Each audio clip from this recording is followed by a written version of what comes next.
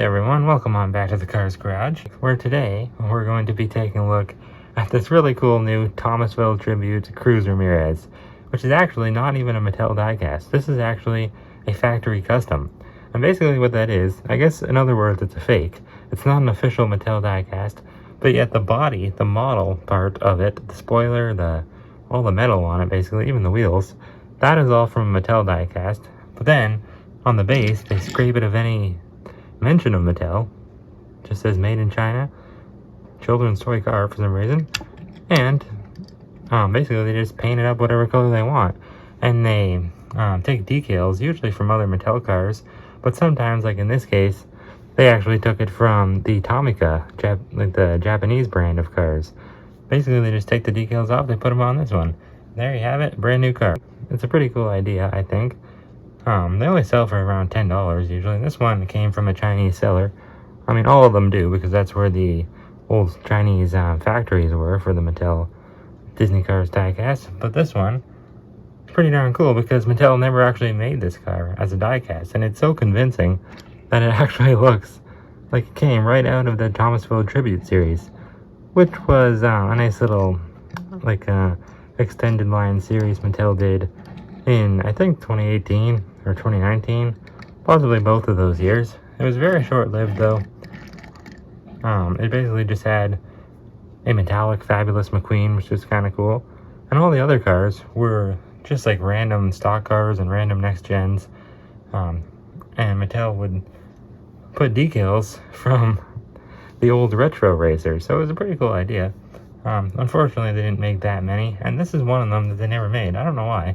Cruz is a very main character, especially because some of the cars I picked were very obscure. Like they did Herb Kerbler for some reason.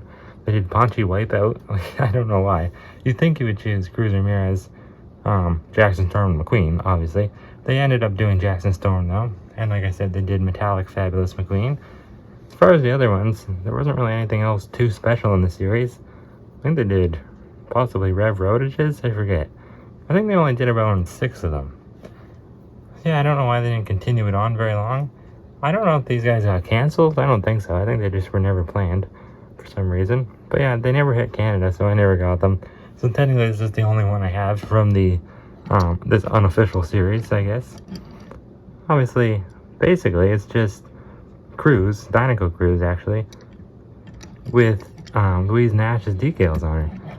That's pretty darn cool. I really like the color scheme on this one. Obviously the cream and the light pink represent Louise Nash, who's right over there. We got all the legends back there. Number 51. So cool to see such a modern car with such old school retro decals on her. Thomasville. Even says Dinoco Gasoline on there. So she's still sponsored by Dinoco. But yeah, Tomica, the Japanese brand, decided to do this one. Mattel missed out on it. They also did another cool one, which was the King, and they put like some green and white decals on him. I forget what racer he was supposed to be. I think Floyd Morgan, if I'm not mistaken. But unfortunately, they haven't made that one as a factory custom yet. I'm sure they will eventually, because it shouldn't be all that hard to do. But yeah, this is made in China, obviously, so it doesn't have the plastic eye plate like most Thailand cruises do. Very cool white wall tires. That's something that they didn't have to do. Like, they could have just kept the wheels the exact same, but they went the extra mile on this one. Very slim next gen white wall tires. Interesting, but very cool. Now you can tell in some cases on her that it's not an official diecast. The eyes, for example, they don't really look completely 3D animated. Definitely look more simplistic, more 2D. And the headlights are painted silver. They don't have the... Well, let me show you right here. On the regular Cruz, they're not as detailed, obviously. But I don't even think they look all that bad. Now the back, Mattel never details the taillights very much. So they're both just a flat red color. They took off the CRS logo, which is their model of car. It looks like they tried to put it back, but it's pretty small.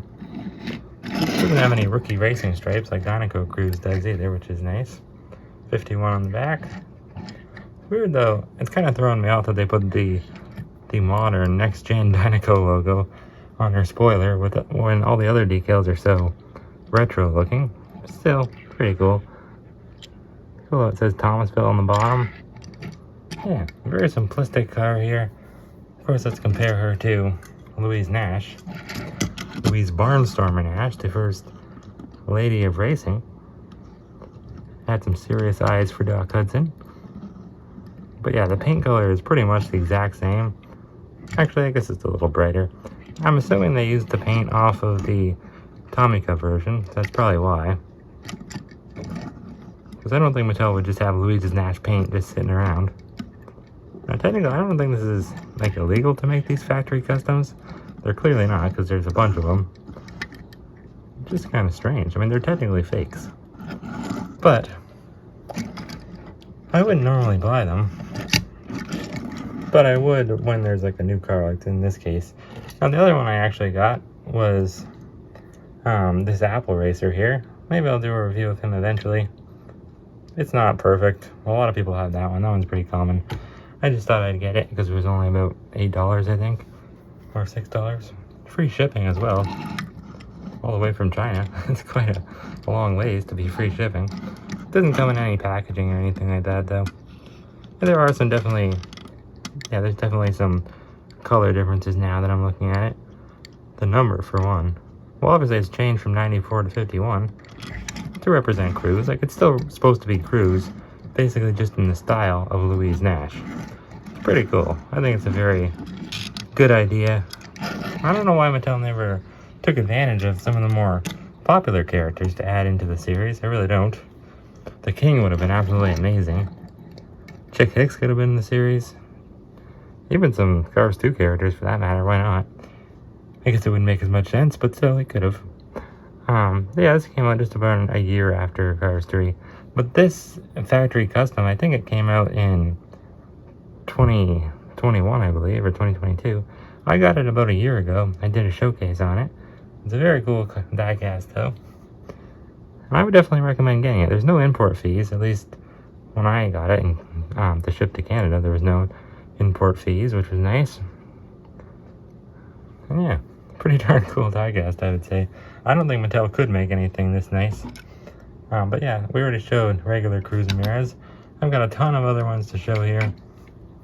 Of course, Dynaco Cruz, who has the same spoiler and everything. This is clearly the one they used to paint up, because they used a spoiler. Or maybe they used a Rusty's Cruz, I guess you can't really be sure. Same model and everything. Same wheels, just repainted. Here we got Fireball Beach Racing Cruz.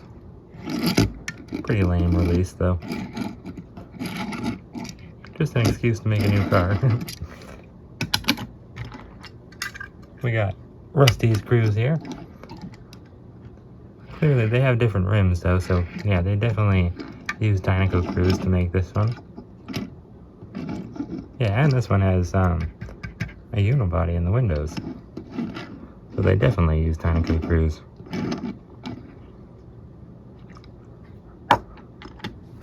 Fortunately, they didn't paint the teeth white, though. That would have been nicer if they would have done that. I never thought of that. We even have Silver Dynaco Cruz, which is a very cool one, but this one's from Thailand. So it does have the plastic eye plate. Might do a review of her eventually. We got, I believe I have every single Cruz variant there is. We even have Crazy 8 Demolition Derby Cruz. The only one I don't have is the Super Chase version of this one. It's practically the exact same. This is probably one of my favorite ones. I wish it had a better expression, though.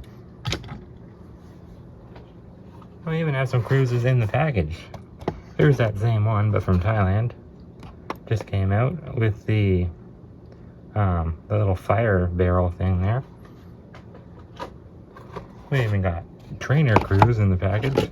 A boring variant, but necessary, I guess. And then probably the best one of all, we have Racing Red Dynaco Cruz Ramirez. Well, I don't plan on opening unless I get a second one, because she's pretty rare. upwards of around $50, I would say, online. Or maybe like 30 to 40. But yeah, this is a really cool Cruz Ramirez. I definitely recommend getting it. They even sent a little note, I think. They said, hope you enjoy the cars or something like that. So it's a pretty cool seller. Of course, we got Junior Moon back here, River Scott, and the fabulous Hudson Hornet. I even put a piston cup back there, why not? But yeah, I think that's it for this review. Thank you guys for watching. It's nice to get something new. Feels like a new car, but it's not even technically a real Mattel diecast. But same quality for the most part. So pretty cool. Hopefully they make some more nice new factory customs eventually. And like I said, I may end up reviewing this Apple car back here fairly soon. He is pretty nice, but there's definitely some blemishes on him. But anyways, thank you guys for watching. See y'all next time on the Cars Garage.